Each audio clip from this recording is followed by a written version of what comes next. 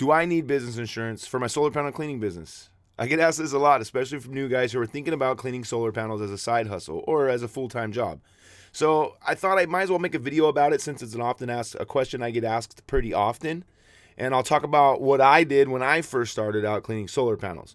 But before that, if you're thinking of starting your own solar panel cleaning business, but you're not sure what the price, I actually have a guide, and it'll be that first link in the description below. And also to help you out along that journey of starting your own business, if you need help getting leads and getting started, new clients, that second link will be the Facebook marketing strategy that I use to get jobs just like the one you're looking at here. So anyways, okay, let's get back to the question of the day is, do I need business insurance for my solar panel cleaning business? And the short answer is yes.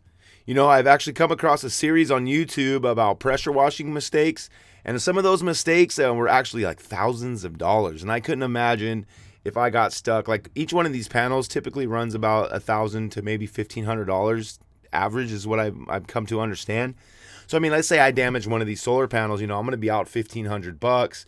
Let's say I break roofing tiles. I mean, there's a lot of things that could go wrong. So you always want to be protected anytime you're going to be on a client's property and around their property and working on their property. You want to make sure that you're definitely protected anytime they're going to be out there. Get some general liability insurance, just to be safe, you know, because I have heard horror stories and I couldn't imagine what I would do if I could barely afford, you know, to buy the tools, the entry-level tools to get started. So it's like, I couldn't imagine having to pay thousands of dollars to fix a solar panel, you know, that I was only paid a couple $100s to clean. You know what I mean? So, you know, that's the right way to do it. However, I chose a slightly different route. Now, this is not business advice. I'm just going to tell you guys exactly what I did when I first started out. And I didn't have extra money yet set aside, budgeted for insurance or license for that matter, because I barely had enough to do this. Now, I had already been running a different business, a painting business, but with all the COVID-19 stuff, it got a little weird.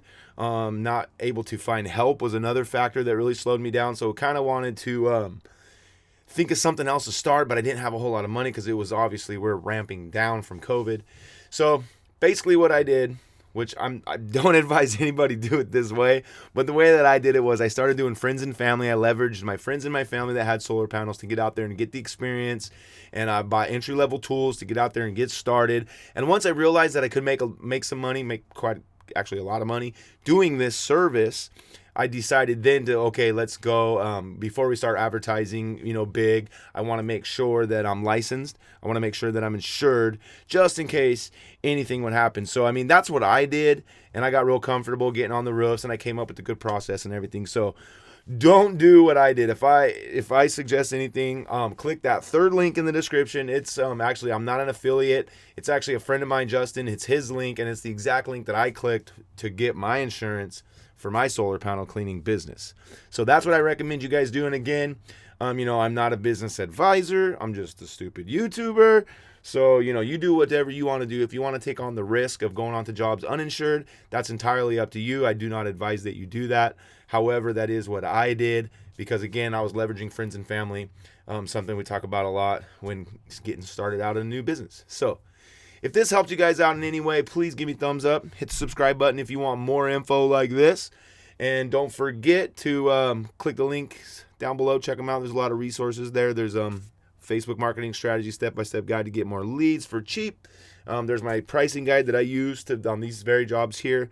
It's a competitive pricing. You know, I was checking out in my area, and it's a little bit of a range, but it really kind of takes the guesswork out of trying to figure out what the competition's charging, what's a fair value. And like I always say, you want to pick a price that works for you regardless of what the competition's doing. But at first, it's hard to break out, and you got to figure out a way to get some jobs and be competitive.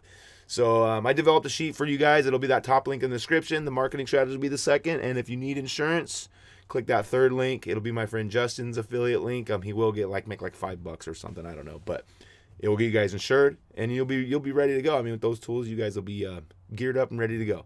All right, thanks again, guys, and we'll see you in the next one. Peace.